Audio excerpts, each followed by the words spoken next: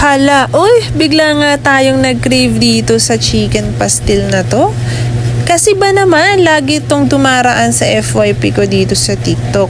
At eto nga, tayo'y napabili para matikman tong nagte-trending na chicken pastil ng Silong Kitchen. Siyempre, dalawa yung aking binili. Gusto kong matikman yung original at yung spicy.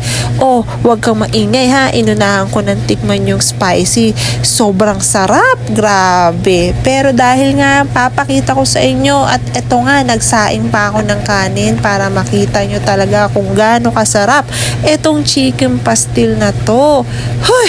Grabe talaga. Makikita nyo talagang sobrang juicy ng chicken na, talaga namang sarap na sarap tayong iulam to.